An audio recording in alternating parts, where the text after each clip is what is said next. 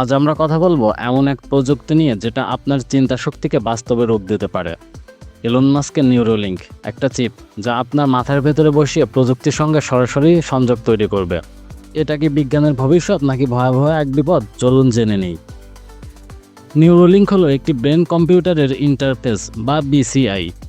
এটি মস্তিষ্কের একটি চিপ বসিয়ে আমাদের নিউরনের সঙ্গে কম্পিউটারের সংযোগ ঘটায়। এর মাধ্যমে আপনি কম্পিউটার, ফোন, এমনকি প্রত্যেকটি অঙ্গও নিয়ন্ত্রণ করতে পারবেন শুধুমাত্র চিন্তার মাধ্যমে।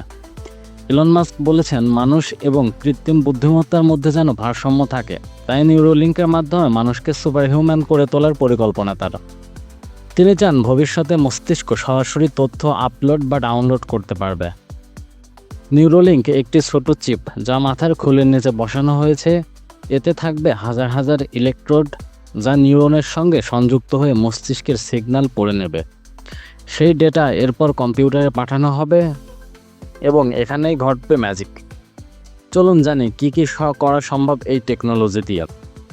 প্যারালাইজ মানুষের হাত পা নাড়াতে পারবে, অন্ধ মানুষের দেখার সম্ভাবনা বাড়বে, মেমোরি স্টোরেজ করে রাখা যাবে, এমনকি কোনো কিছু চিন্তা করলে সেটা টাইপ হবে মেসেজ আকারে। তবে এই প্রযুক্তি নিয়ে আছে অনেক প্রশ্ন এবং বিতর্ক, যেমন প্রাইভেসি সমস্যা, হ্যাকিংয়ের ভয়, মস্তিষ্কে যন্ত্র বসানো মানেই তো স্বাস্থ্য ঝুঁকি এবং নৈতিক প্রশ্ন, মানুষ কি তখনও মানুষই থাকবে?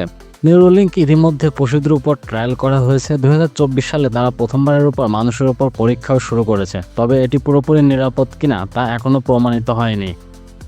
নিউরোলিঙ্ক ভবিষ্যতের জন্য এক নতুন দরজা খুলে দিচ্ছে, তবে সেটি স্বপ্ন না দুঃস্বপ্ন তার সময় বলে দেবে। আপনাদের কি মনে হয়? আপনাদের মতামত কমেন্টে জানান।